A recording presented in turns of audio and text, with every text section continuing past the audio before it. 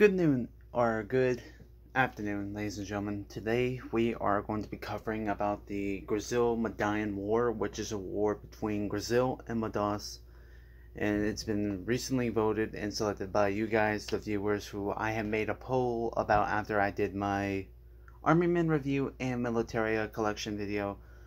So today we're going to start with the prologue and the cause of the war, and then the next episode will be about the war and the resolution itself. So it's going to be a two-part series. Let's get into today's video and do some history and learning of these two nations. So the prologue is basically events that led up to the war, or how basically events that previously led up to the war, or before events that happened before the war happened itself. So the country of Brazil was founded on December 29th, 2023, and it was established as a new monarch nation in the continent of Tenho, and its ruler would be King Bruno Santos I. When January 1st of 2024 came around, Brazil, along with the other new nations that have also been discovered, decided to join the AMIPR Council as new members of the court and its duties of solving world events and wars.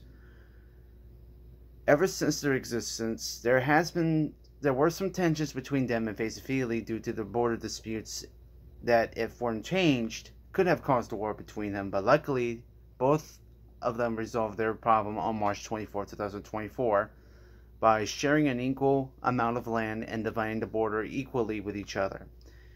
If you want to learn more about the border dispute of Grazil, that can be another topic, which I probably will make another poll asking which event you guys want me to break down, and also discuss about my Armament world, and also not to mention it's been a while since I've done one of these, but I'm trying to make it more fun and interesting for you guys. But if you guys want me to break that down, we can do that in another video, or as I said before, I will link it as a poll, and then you guys can vote on which historical event I should cover. Anyway, so after Grazil and Grazil settled their dispute of their borders with each other on March 24th, two wars had recently occurred over the next few months, which were the Bamatalian War and the Angolan Revolution. But Grazil wanted to be isolated from other conflicts because Grazil wasn't military trained or prepared for any war, and decided to focus on industrializing their military defenses, which they would create their first tank on May 22nd, 2024, which more would continue to be produced. But after a short time of peace from both wars being subsided and their industrialization of tanks and weaponry of their army, Grazil decided to open up its trade with a country called Madain. The leader of Madain was Alejandro Venezuela. Alejandro and Bruno started to have a great business in trading each other's materials, but on June 11, 2024, that would be the beginning of a war. Grazil and Madain, and the Grazil's first step into building an empire. Now, before we continue, Madain is an older nation, not a new nation, but they live all together on the same continent, geographically. So, let's continue to the cause of the war, and then we can go from there. On Tuesday, June 11, 2024, a news article will be published to the plastic world about Madain and Grazil tensions with each other over a trade deal. The article states, quote, "Today on Tuesday, June 11, 2024, at 3:05 p.m., the countries of Grazil and Madain, who were once great allies in diplomatic trading, are now at war with each other over a disagreement that Grazil proposed to Madain. The leader of Grazil, King Bruno Santos I, arranged a meeting with the leader of Madain, Alejandro Venezuela, to discuss a new alliance agreement that he wanted to try to improve their trading business. But when Bruno was trying to convince Alejandro into participating in the agreement, Alejandro refused, which sparked Alejandro refused, which sparked Bruno's anger, and he decided to leave to go back to his home country. And when he got there, he canceled his trading agreement with Alejandro and also told him that he was declaring war. Alejandro refused to participate in Bruno's new agreement because he saw that Grazil wanted to own his country and use his resources for his benefit, which he saw as a red flag.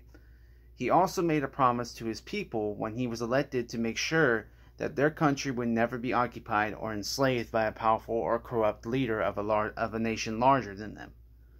When Alejandro heard that Bruno canceled his trade with his company, he decided to do the same. But when he heard Bruno saying that he declared war on his country, he immediately ordered his forces to mobilize and set up defenses just in case Grazil attacks very soon. Meanwhile, in Grazil, King Bruno had gave orders to his soldiers to also mobilize and prepare for war. As of now, these two nations are the only ones at war, but there are a lot of opportunities for any nations that want to join, but then again, it could be just a war only between monarchism and democracy because of a disagreement.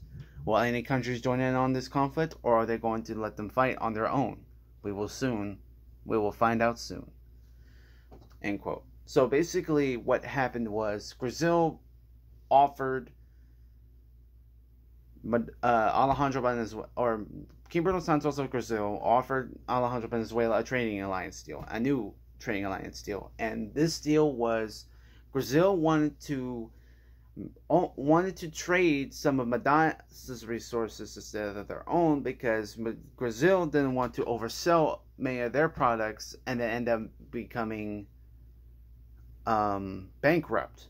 So instead of selling their own materials like they originally planned, he decided to make a proposal to Madain that, hey, I would like to trade your supplies, but also in exchange for trading your supplies, I want to have my navy to occupy your trading ports, to also distribute your goods by Grazil, sell them to other countries, and then when the ships return, the money will go to Grazil, but it will also return to you by 50%. And when Alejandro was hearing this, he did not approve of it because, one, he was in control of his country, and two, his people didn't like being told what to do by another country, and three, they are a democratic republic. Therefore, they don't take orders from a king, and the only reason they were trading with the king is to make money and to be only business partners. But Grazil wanted to not only trade, but also seemed like to occupy and gain access to all the materials and their ports for themselves. Another thing I forgot to mention, even though they were industrializing tanks, they were industrializing like their own fleet too. So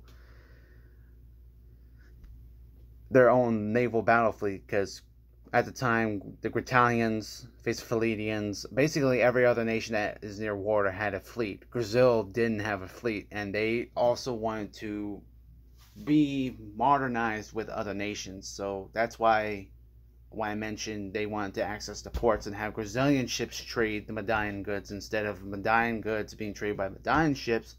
It's because they also had a fleet and they wanted to basically be friends, but also trying to occupy them as well through an agreement, which Alejandro refused. And like he stated on an article, that the reason he refused was because he made an oath, and that oath was to not let a power-hungry or greedy nation powerful than them to occupy them, force them to be occupied by them, and to live a life under slavery and oppression, which he had reason to.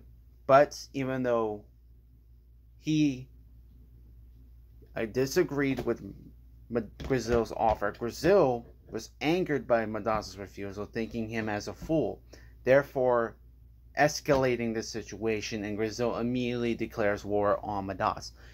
And if we take a look at the numerology of the army, During this time period, Grazil had 236 soldiers, while Madaus only had 177. Which Madaus only had 177 soldiers. Sorry, guys. My recording time was limited, but anyway. So, Madaus had 177 soldiers, while Grazil has over 236.